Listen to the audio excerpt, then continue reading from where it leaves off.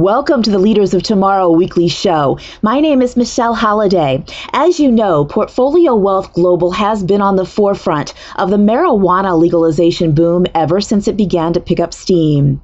We have written extensively on our website about the amazing opportunities in terms of healthcare, high tech, solid paying jobs, lower crime rates, tax revenues for states, and many other benefits, the most important of which is freedom to do what we choose with our bodies. Today, we have a very cool interview, one that will emphasize how legitimate and how serious this opportunity is to become an early investor in this industry. Today's guest is Warren Pulley. Warren is the Vice President of Project 7 Security Group. Warren specializes in worldwide protective services to Fortune 500 companies, the U.S. Department of Defense, the U.S. Department of State, commercial businesses, and various other protective sites around the world. With the passage of California Proposition 64, the California Marijuana Legalization Initiative, Project 7 Security Group has seen an explosive growth of new clientele for the company's armed cash transportation services, cash storage options, and remote growth security teams. Warren, welcome to the show. How are you today? I'm great, and how are you? I'm just great. Before we get started with important questions that I have for you, Tom Beck, the millionaire founder of Portfolio Wealth Global, wrote an extensive and thorough exclusive report on the ins and outs of this mega shift in marijuana at portfoliowealthglobal.com/cannabis potential and portfoliowealthglobal.com/cannabis pioneers. If you're looking for up-to-date information and under-the-radar stocks, download these for sure. Warren, now I met you at a Cannabis Business Expo last month in San Diego. Could you please share with us why you were there, which company you lead, and what you do for the marijuana industry?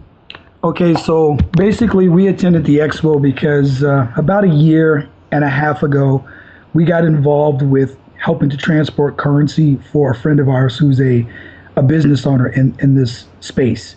And basically he had a few robberies that occurred. Some were internal robberies where he was asking people to move cash for him. And those people would basically take the cash and never drop it off at the drop-off point. And after one large such robbery of over $100,000, he called us and basically said, look, I know you guys are involved in security. You may not want to get involved in my industry, but he needed some help. We listened to his problem, developed a low-profile way to transport his cash for him, and we've been in this space ever since. Wow. Now, at the conference, how did you feel about the atmosphere? I mean, there were people there everywhere from Congress to huge multimillionaire investors, all showing very high respect for your services. Have you experienced a rise in terms of business and clients? Well, we have, especially with the propositions passing in California. We kind of knew that was coming, and so after we got into space a little bit more than a year ago, we noticed that there was a huge need for what we were doing. Most people were kind of just in an old Wild Wild West style, just having people transport, their money from place to place in backpacks and cars, and it's not very safe. But I noticed at the Expo, everybody there, they were very interested in the idea, but everybody's a little touchy about allowing other people to handle their cash. And it took them a day or two to kind of get used to a legitimate security company showing up and saying, hey, I will take your cash, I will move your cash, I will secure your cash. It took a little bit for them to warm up, but I was really surprised at the number of people that came out and the legitimate investment companies and just people in the space, looking for help, looking for assistance, and being willing to come up and talk to, security people about their issue, because it still is a very private industry. It still feels a little bit underground. And I think people are just kind of waiting to see what the law is going to do with them, what the federal government wants to do, and how is California and Colorado and some of these other states going to be able to interact with the federal government before they really come out of the shadows 100%. But overall, I thought the Expo was amazing. Now, in your estimate, how big is this industry now, and what is your forecast for the next 2 to 3 years? Well, I can tell you, upfront, our forecast, once we got into this space, we were in the low six figures as far as, income and what we saw for growth, and we kind of really did it as a favor. But just in about 14 months, we've grown over 200% in our bottom line, and it's an amazing fact to look at a P&L and you're like, hey, we did this in this space, 1 year ago, and then to look where we are now, the growth has been explosive. And really all it takes is, some of the business owners and some of the drivers in the industry, once they get comfortable with you and they see that, yes, my currency goes from point A to point B, it's tracked, I can get it back whenever I need it, there's not an issue, there's not a legal issue with it. It's phenomenal just how much growth you can have. Now, I see the industry in California kind of taking the model of Colorado, and I've always thought, even as a police officer, I always thought, to be trying to track people who are users of marijuana, to me was no different than people who drank a beer. I didn't see the need to expend so many police man hours on marijuana arrest and booking of marijuana as evidence and things like that. It didn't seem like a good use of time or resources to me. But I think the growth in California is going to be exponential. I think it'll be just like your average liquor store on the corner. You're probably going to see that kind of growth, and hopefully it's licensed and it's regulated, so it doesn't become some out of control, half legitimate, half shady kind of market. Now, do you feel that there's any incentive politically to stop this process from happening? No, I don't think so. I mean, once governments get used to the tax revenue, and governments are always hungry for tax revenue, once they get used to that income stream, and it's a dedicated income stream, and just like alcohol, it's going to be a recession-proof income stream. I think more cities and counties and legislators will look at it that, hey, we need to regulate the business, allow the business to go forward. And I don't see any political, especially in California, I don't see any political weight to try and change things. And most people know once you give somebody something, it's very hard to take it away from them. And I think California is at the place right now where they've recognized that, hey, this is here to stay. It's something that people want. I think California legislators need to involve themselves more with the federal government to figure out exactly how they want to deal with California. But I don't see it growing. I only see the business expanding probably into the hundreds of percents over the next couple of years. Wow. Now, what is the quality of CEOs in the cannabis companies that you meet? I mean, is this industry led by experienced, solid business people?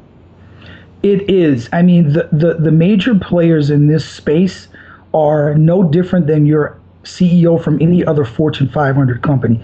They understand the product, they understand the process, they understand the people that they need in this space, and they are marketing geniuses. And it doesn't surprise me, whenever there's something that people need, really smart people are going to figure out a way to get it to them, at a good cost, where they can make a decent profit, where it's a safe product. That was something else at the Expo I noticed. A lot of these business owners are taking very good care to give a quality product. And I think the stigma of marijuana has worn off, especially with the millennial generation. It's just not the same as my mom and dad, as to me, as to now. So I see the quality of people as being very, very high. Now, there are people in the industry that I've gone to meetings with, and they've wanted to contract for our service, but they just didn't have the network, like the base, like you would like to see in a structured company. And you can kind of tell the difference in the people at the Expo and some of the people you run into the street. So I thought overall, the people that I met at the Expo were top notch. Now, you referred to the California market. Is it booming right now? The California market is booming in a way. Now, it's booming in this aspect. The interest in the market right now is very high because people are trying to figure out from jurisdiction to jurisdiction exactly how they're going to be able to operate legally. There are some major players, multimillionaires, who are on the periphery right now, kind of waiting to see how are they going to get into the space. And I would advise anybody that's thinking about coming into this space, if you're going to do it now, because once the major players get into this space, this will be no different than your Starbucks on the corner, than your 7-Eleven, and the corporate giants, the people with the large amounts of money, are going to win out if the smaller people can't get into the space and make a name for themselves and brand themselves. And like I said before, I see the growth just astronomical up and down the state of California. This is the prime market for something like that, because everybody understands the California feel, the surfer dude, the kind of, the kind of beach, the lazy day kind of, right. After a hard day's work, what do?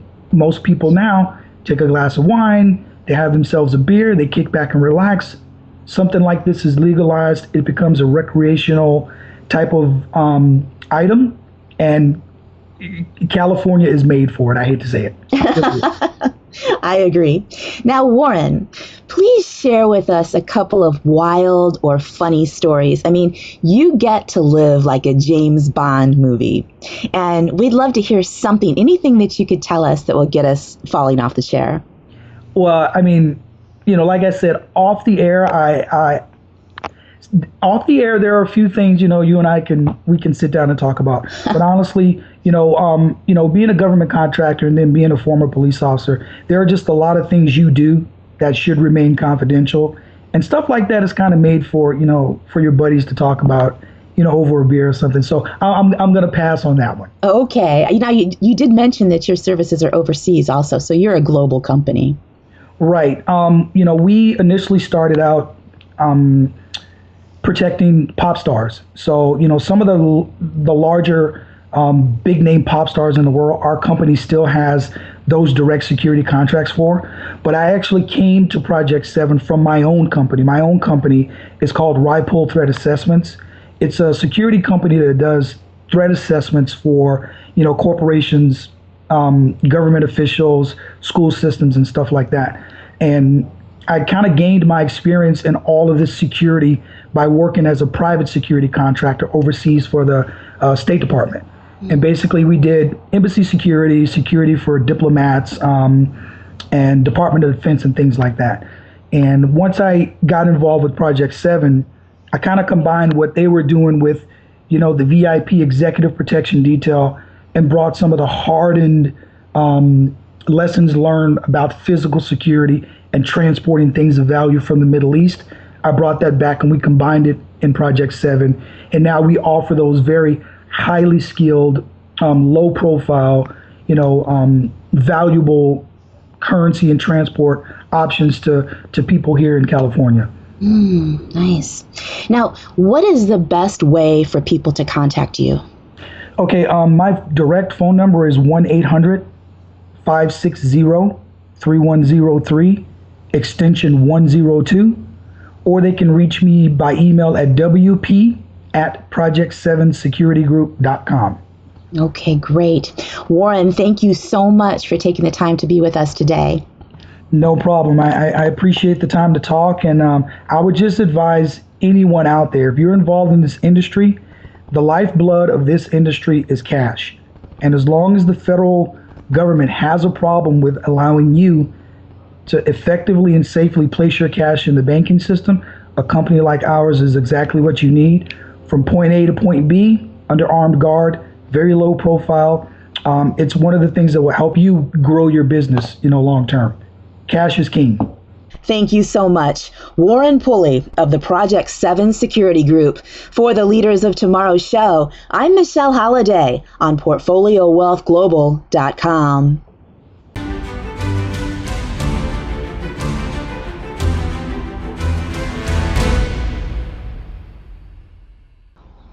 Warren Pulley of Project 7 is just the first of many guests that we will have on as we continue to cover the marijuana legalization revolution in the United States and worldwide. We want you to get all of the details and to know exactly what is current. So go to portfoliowealthglobal.com/Cannabis 2017. Tom Beck, founder of Portfolio Wealth Global, has put together a comprehensive report on this subject. Also, our friends over at Wealth Research Group have produced a micro-documentary on the legalization of marijuana, which is a must-watch. Visit their YouTube channel to check it out. It's very well produced. And we are also launching a new Cannabis Innovators Show, where we will be focusing 100% on this business model because the potential is enormous and we're early in the game. Make sure you subscribe to the free Global Wealth newsletter, as founder Tom Beck and Lior both ranked in the top 5 newsletter writers for 2016, continue to cover the best in retirement strategies, small cap stocks,